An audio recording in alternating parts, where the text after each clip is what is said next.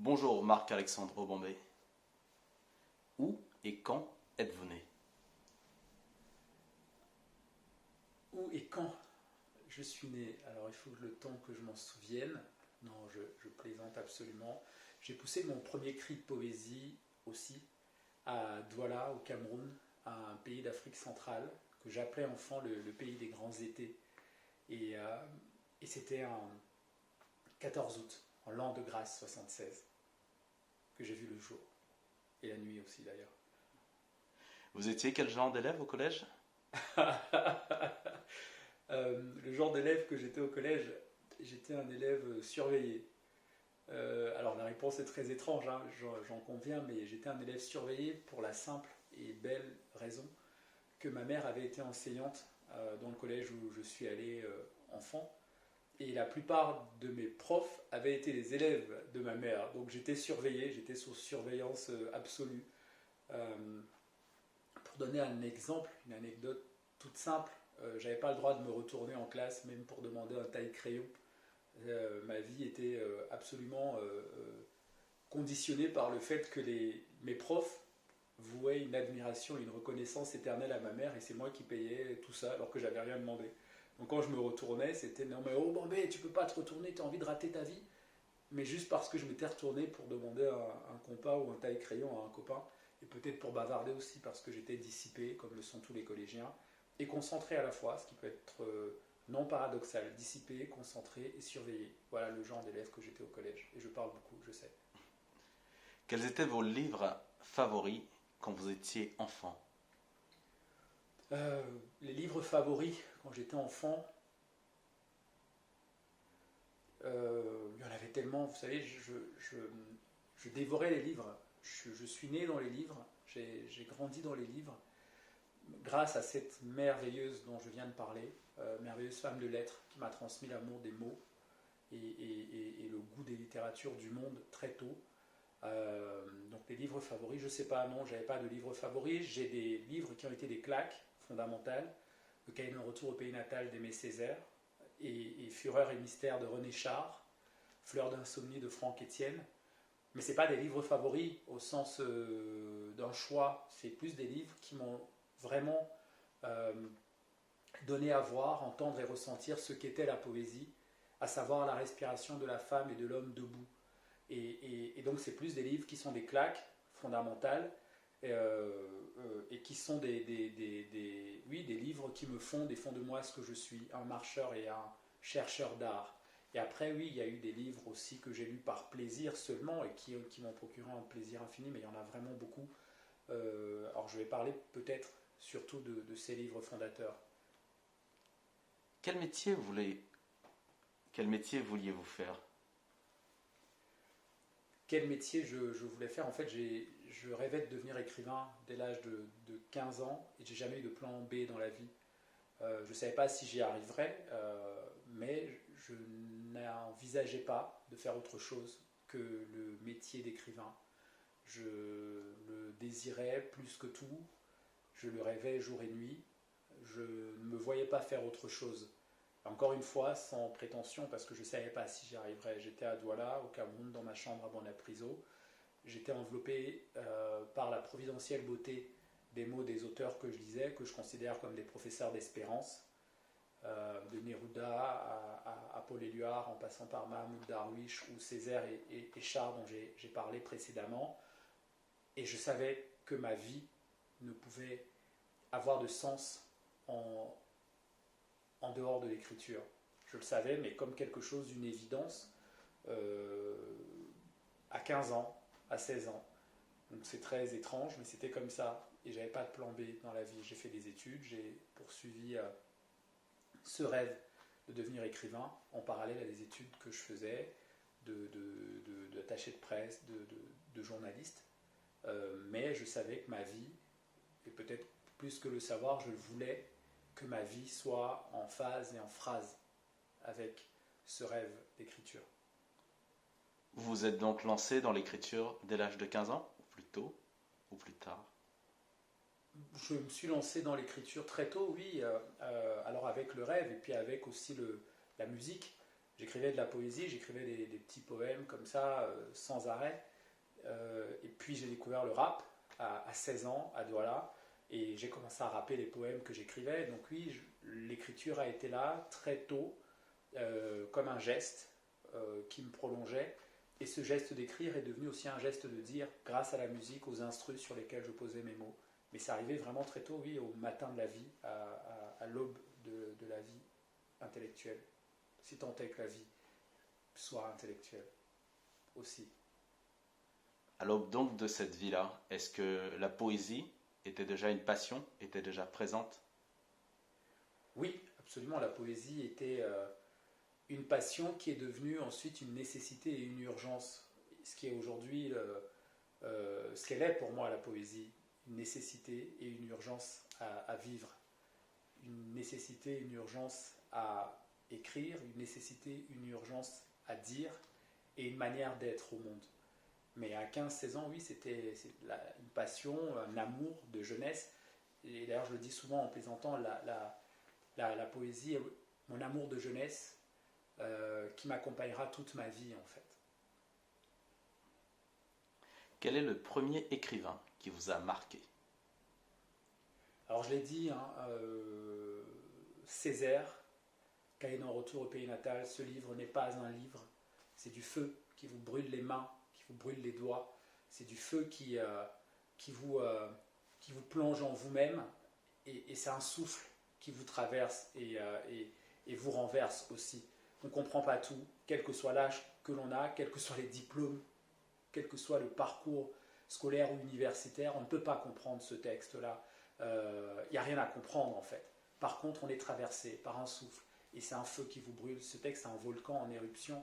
Et Césaire, oui, Césaire, définitivement, pour cette première claque poétique qui m'a invité ensuite à aller vers ma propre poésie, à avoir envie d'aller vers ma propre poésie et vers le poème que je portais en moi, que je porte en moi. Et d'ailleurs, je dis toujours comme un clin d'œil comme ça à Césaire, à qui je dis Ave souvent. Je dis aussi aux étudiants que j'ai en face de moi que j'ai accouché de mon premier poème par césarienne. Donc oui, Césaire, définitivement, pour la première claque poétique. Pouvez-vous nous parler de votre nouveau roman? Les Lumières d'Oujda est un texte d'encre et d'exil. C'est un texte qui parle d'errance, qui parle d'enracinérance, c'est-à-dire le fait de vivre enraciné dans son errance. C'est un texte qui questionne le droit de chaque être de circuler dans le monde, qui questionne aussi le devoir d'hospitalité. C'est un texte qui dit les utopies qui me font de moi ce que je suis, je pense. Et c'est un texte aussi hommage à ma grand-mère, Sita. C'est un texte hommage aussi à des jeunes gens qui défient les vents, les océans, en quête d'un peu d'azur, d'un peu de tendresse, d'un peu de bleu, d'un peu d'humanité, simplement. Les jeunes gens que je nomme des Fujis, qui sont des jeunes mineurs réfugiés. Donc c'est un texte qui parle aussi de la géopolitique sans poésie du monde, et de cette géopolitique sans poésie qui nous accable et qui parfois nous noie en mots troubles. Et c'est un texte qui dit résistons, qui tente de dire modestement on peut résister parce que dans tous les pays du monde, au nord comme au sud d'Éden qui n'existent pas, des gens résistent, des justes résistent à la vulgarité, à la violence et au cynisme du monde. Et c'est un texte pour dire à ces gens-là qui résistent, assez justes, qui résistent, que je tiens à leur côté, avec mes mots, avec ce que je suis, avec ma voix, et mon regard habité aussi sur le monde. Dans ce roman, vous parlez d'exil. Oui, je parle d'exil, je parle d'exil, et d'ailleurs le roman commence par cette phrase de Mahmoud Darwish, « L'homme libre est celui qui choisit son exil ». Et dans ce roman, je parle d'exil, mais l'exil, vous savez, c'est non seulement le fait de partir, parfois aller voir ailleurs si on y est, afin de réaliser qu'on y est ailleurs aussi, parce qu'on est humain, juste, et qu'on dit qu'un enfant vient au monde Donc, a priori, ça veut dire que le monde appartient à chaque enfant. Et oui, je parle d'exil. Mais l'exil, c'est aussi parfois l'exil intérieur. Je parle de tous les exils qui nous fondent et qui nous traversent du premier cri au dernier souffle. Pourquoi avoir choisi ce thème de l'exil? Comment est-ce arrivé à vous? Alors le thème est arrivé, c'est un thème que je connais bien déjà de manière intime, parce que je me sens en exil, parce que je vis enraciné dans mon errance, parce que j'aime aller voir ailleurs si j'y suis et réaliser que j'y suis. Par la poésie, je voyage, pour la poésie, je voyage sans arrêt. L'exil intérieur que j'ai connu alors que je vivais encore au Cameroun, parce que, vous savez, la poésie, la littérature sont des pays à part entière et entièrement à part, et j'étais déjà en exil, moi, quand je vivais au Cameroun, dans ma chambre à Bonapriso, dans ma chambre d'enfant, je vivais déjà en exil dans les poèmes que je lisais. J'étais à Cuba avec Hemingway, j'étais à Tipasa avec Albert Camus, je voyageais dans le monde, en fait, par le pouvoir des mots, et je vivais dans chaque endroit que je traversais grâce à mes lectures essentielles. Et ensuite, j'ai connu l'exil physique, puisque je me suis déplacé. J'ai quitté Douala à l'âge de 17 ans pour venir vivre en France, poursuivre des études et mon rêve de devenir écrivain. Et donc oui, je connais aussi cet exil-là, du déplacement physique d'un pays vers un autre, et du décentrement des regards, du choc des cultures. Et donc je le connais aussi de manière très intime, ce mot-là, exil. Mais le roman n'est pas arrivé parce que je tenais à raconter mon exil. Le roman est arrivé parce que j'ai rencontré un exilé, un jeune réfugié qui s'appelle Ibrahima, pardon, lors d'un festival de littérature comme il peut y en avoir dans ce pays et dans tous les pays du monde d'ailleurs, à Arles. Et Ibrahima qui rêvait de devenir écrivain, Ibrahima qui avait 17 ans, l'âge de mon fils à l'époque, et Ibrahima qui était venu me demander ce qu'était pour moi le métier d'écrivain, ce qu'était pour moi le fait d'écrire, et d'ailleurs je devrais dire la fête d'écrire aussi. Et j'avais répondu à Ibrahima en substance, écrire était un métier de lumière, en pensant à Albert Camus, en pensant à René Char, en pensant à Pablo Neruda, en pensant à Aimé Césaire, en pensant à Mahmoud Darwish, en pensant à tous ces professeurs d'espérance. J'avais répondu ça à Ibrahima: écrire est un métier de lumière. Et en fait, ce livre est né de cette rencontre. Il est né d'un sourire et d'une larme partagée, et d'une émotion, et qui m'a rappelé à mon propre exil, à mon propre rêve de devenir écrivain, et m'a emmené à poser cette question fil rouge du roman: pourquoi on part en fait? Pourquoi est-ce qu'on embrasse l'exil, quel qu'il soit? Pourquoi est-ce qu'on embrasse un exil parmi tous les exils qui existent? Pourquoi est-ce qu'on part? Pourquoi on part? Et c'est vraiment ça qui a motivé l'écriture de ce texte, qui m'a remis face à une réalité qui n'est pas seulement un sujet d'écriture, qui est une réalité, qui est une tragédie aussi, que j'avais déjà abordée comme journaliste, comme chroniqueur, comme essayiste, et que là j'ai eu envie d'aborder par la fiction aussi, parce que je voulais raconter des trajectoires de vie intimes et universelles à la fois. Marc-Alexandre Ourbambé, c'est votre nom. Mais alors, d'où vient Capitaine Alexandre? Oui, alors Capitaine Alexandre, mais vous savez, je devrais écrire un essai sur ce pseudonyme. Capitaine Alexandre était le nom de guerre de René Char, poète fondamental, vous l'aurez compris pour moi. René Char qui était poète, résistant, chef de maquis dans le Vercors. René Char qui posa la plume et prit les armes pour défendre les idéaux auxquels il croyait. René Char qui a été au même endroit que Césaire de cette claque fondamentale, de ce basculement radical en poésie pour moi. René Char que j'ai découvert par ses mots, alors que je rêvais de devenir écrivain à Douala, dans ma chambre à Bonapriso, dont je parle souvent. C'est une récurrence chez moi. Et René Char que j'ai découvert parce que ses livres traînaient dans la bibliothèque à cajou de ma mère. Et j'ai découvert René Char par ses mots. Donc imaginez que je rêve de devenir écrivain. Je n'ai pas de plan B dans la vie, comme je vous l'ai dit tout à l'heure. Et puis je tombe sur ces mots Tu es pressé d'écrire comme si tu étais en retard sur la vie. S'il en est ainsi, fais cortège à tes sources. Hâte-toi de transmettre ta part de merveilleux, de rébellion, de bienfaisance. Voilà. René Char, pour moi, c'est d'abord ces mots. C'est d'abord cette injonction. Tu es pressé d'écrire comme si tu étais en retard sur la vie. S'il en est ainsi, fais cortège à tes sources. Hâte-toi, hâte-toi. Et je crois que c'est ce que je fais depuis plus de 20 ans maintenant, me hâter, lentement, parce que je n'ai pas de distance avec la poésie, et que je n'ai pas eu de distance avec ces mots de René Char, qui semblait savoir ce que je devais faire de ma vie mieux que moi. Que faites-vous quand vous n'écrivez pas? Ce que je fais quand je n'écris pas, si je voulais faire sourire mes filles, je dirais que je mange des crêpes au Nutella, ce qui est vrai d'ailleurs aussi. Mais ceci dit, c'est pas vrai parce que même quand j'écris, je mange des crêpes au Nutella, donc la réponse n'est pas juste. Ce que je fais quand je n'écris pas, je vibre et je laisse la vie me traverser et nourrir les mots à venir. Mais j'écris tout le temps en fait, parce que même quand je n'écris pas, j'écris. Alors c'est une phrase très étrange, mais ce que je veux dire, c'est que même quand je ne prends pas la plume pour écrire, j'écris. Il y a des mots qui me traversent, des fulgurances, il y a des mots que j'accueille, des mots que je cueille. Et donc j'écris quand même tout le temps, même devant un match de foot, je suis capable d'écrire pendant que tout le monde crie à côté allez les Bleus ou allez les Lions. Moi je suis capable d'écrire un texte sur l'effervescence du football qui parfois est poésie. Et je sens que je suis en train de m'égarer, donc je me tais. Votre dernier coup de cœur? Mon dernier coup de cœur littéraire est Une douleur blanche.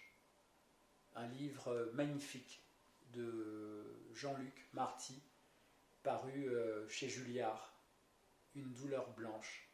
Un livre d'une délicatesse infinie, signé Jean-Luc Marty, ami, écrivain, voyageur, avec lequel j'ai le Brésil en commun, entre autres. Quels sont vos livres favoris?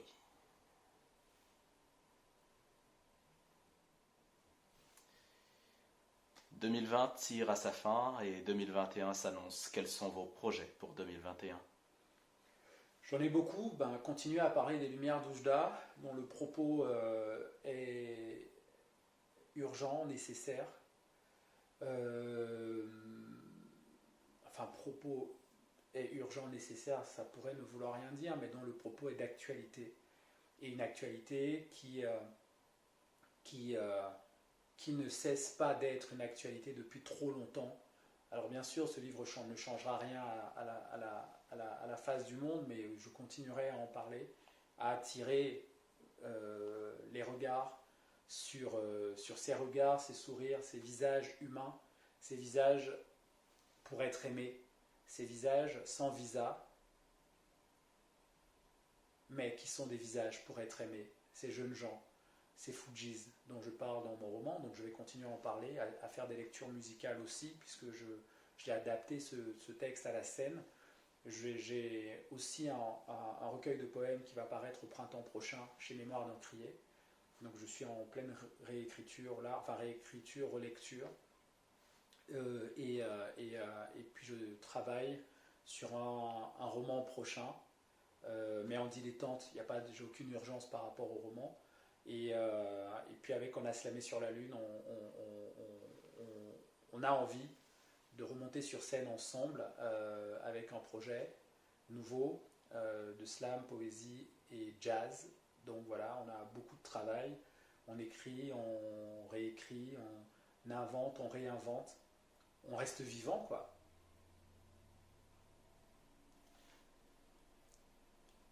Nous sommes encore et toujours, pour le moment en 2020, qui, bien que tirant sa fin, nous tient au corps, aux poumons, et j'ai envie de dire au mouvement aussi, puisque nous sommes définitivement encore confinés. Quels sont vos remèdes à la mélancolie pour égayer le confinement ? Alors la mélancolie pour moi n'a pas à être soignée. J'aime ma mélancolie. Je suis mélancolique depuis toujours. J'aime la mélancolie. Elle permet de se poser, de se questionner, d'écouter la prose de son âme. J'aime la mélancolie, mais je lui préfère, c'est vrai, parfois la mélancolie, la mienne, et qui sont source de poésie aussi pour moi. Mais ceci dit, si la question est d'égayer le confinement, parce que comme je viens de vous le dire, j'aime ma mélancolie, donc je n'ai pas à la soigner, je n'ai pas de remède à la mélancolie, à la mienne en tout cas. À la mélancolie de l'époque, c'est autre chose, mais je n'ai pas j'ai envie de dire, il faudrait qu'on rende la poésie inévitable et contagieuse pour soigner l'époque, selon les mots du poète Jean-Pierre Ronet. Et pour égayer le confinement, j'ai envie de dire oui, lisons, et lisons domicile, au cœur du cœur de la beauté.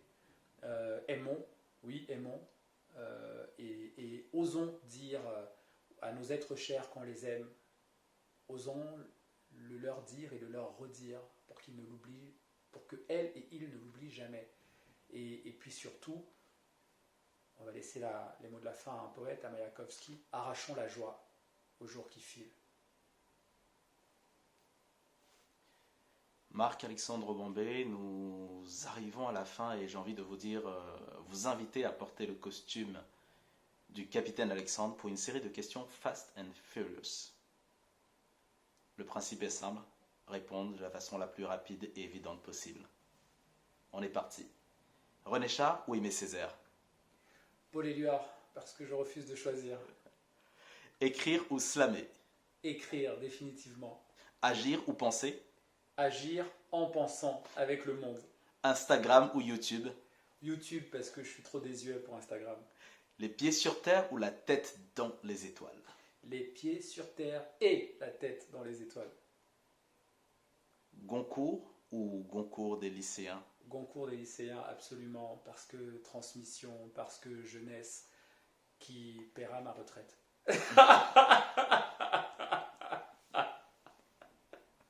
Ma retraite spirituelle, je tiens à le préciser quand même. Arrêtez de vous faire des idées, quoi. Merci Marc-Alexandre Bombay pour cette rencontre, pour ces mots, pour ce voyage au cœur de vous-même. Et je vous laisse le mot de la fin. Comme on dit sur la Lune, one love, et à bientôt en vrai, j'espère, oui, en vrai. Là, un moment de livre ensemble, en vrai. Merci beaucoup à la médiathèque de Nanterre pour l'invitation à partager les poèmes et le feu. Et j'espère à bientôt. Merci beaucoup.